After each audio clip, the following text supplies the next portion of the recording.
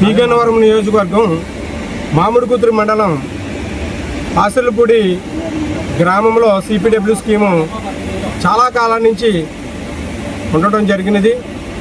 సుమారుగా మరి ఈ స్కీమ్ మీద 10 గ్రామాలకు మంచినీటి సరఫరా అనేది జరుగుతూ ఉంటున్నది.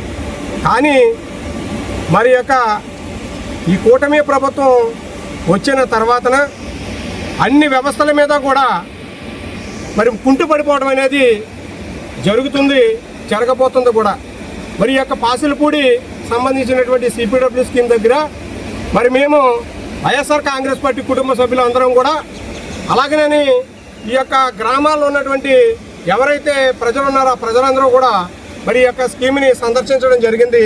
ఇక్కడ జరుగుతున్నటువంటి అలసత్వం నిర్లక్ష్యం ఏమిటంటే ఇక్కడ ఉన్నటువంటి ఫిల్టర్ బెడ్లు అయితే ఉన్నాయో ఆ ఫిల్టర్ బెడ్లు చాలా కాలం నుంచి కూడా అది మరమ్మతులు చేయటం మానేయటం జరిగింది. ఏ విధంగానంటే కింద దానికి సంబంధించినటువంటి మెటీరియల్ ఏది కూడా సక్రమంగా లేదు. మరి దీనికి సంబంధించినటువంటి అధికారులు ఉన్నతాధికారులకు చెప్పి మరి దీనిని నీటిని శుద్ధి చేసేటువంటి విధానం అయితే మాత్రం ఇక్కడ జరగట్లేదు. ఏ విధంగా జరగాలంటే టెక్నికల్గా పరంగా అయితే ముందర ఇటుక వేసి ఇటుక మీద 40 mm అనేటువంటి కంకర వేసి కంకర పైన సాదాసిప్ చేసి దాని మీద కోర్ శాండ్ వేసి 2 మీటర్ల వరకు కూడా ఇసుక అనేది నింపి దాంట్లో వాటర్ నింపి మరి గ్రామాలకు అందరికీ కూడా సప్లై ఇవ్వాల్సినటువంటి పరిస్థితి. మరి అలాంటిది ఈవేళ ఆ పరిస్థితి కొనసాగట్లేదు ఇక్కడ. ఎందుచేతనంటే ఈ గ్రామాలన్నీ కూడా గుక్కడి మంచినీళ్ళ కోసం ఎదురు చూసేటువంటి పరిస్థితి. ఈవేళ బాటిల్స్ వస్తున్నారు మీరు చంద్రను.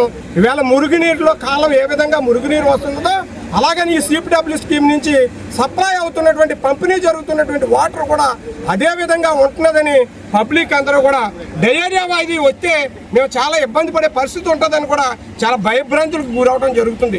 మరి దీని మీద జిల్లా కలెక్టర్ వారు తక్షణమే స్పందించి మరి దీనికి తగినటువంటి నిధులు ఇచ్చి సుమారుగా 1 కోటి రూపాయల వరకు కూడా ఈ స్కీమ్కి ఇస్తేనే కానీ సరిపడదని కొంతమంది ఉన్నతాధికారులు చెప్పడం జరుగుతుంది. మరి దీని మీద మరి కలెక్టర్ గారు స్పందించి ఈ గ్రామాలన్నింటికి కూడా మంచినీటి సరఫరా అనేది జరిగే విధంగా చేయలేని పక్షంలో మరి మేము రాబోయే కాలంలో ఈ ప్రజల కోసం త్రాగునీటి కోసం ఈ గ్రామాల్లో ఉన్నటువంటి ప్రజల కోసం మేము మంచినీటి కోసం పోరాటం చేస్తాం.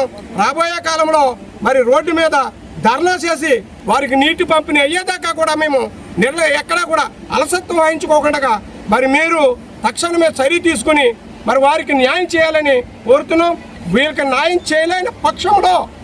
చేయలేని పక్షంలో మేమైతే మాత్రం ఉద్యమానికి అయితే మాత్రం సిద్ధంగా ఉన్నామని వైఎస్ఆర్ కాంగ్రెస్ పార్టీ శ్రేణులందరూ కూడా సిద్ధంగా ఉన్నారని ఈ ప్రజలందరికీ కూడా మరి మద్దతుగా నిలబడి వారికి మంచినీళ్ళు ఇచ్చేదాకా కూడా పోరాటం చేస్తామని కూడా మేము మీడియా మిత్రుల ద్వారా కూడా ఈ కలెక్టర్ గారికి మరి ఇక్కడ ఉన్నటువంటి శాసనసభ్యుల వారికి ఇలాగే ఉన్నతాధికారులకి కూడా ఈ నీటి యాజమాన్య సంబంధించినటువంటి ఆర్డబ్ల్యూఎస్ వారికి కూడా మేము విన్నవించుకున్నాం, తెలియపరచుకున్నాం.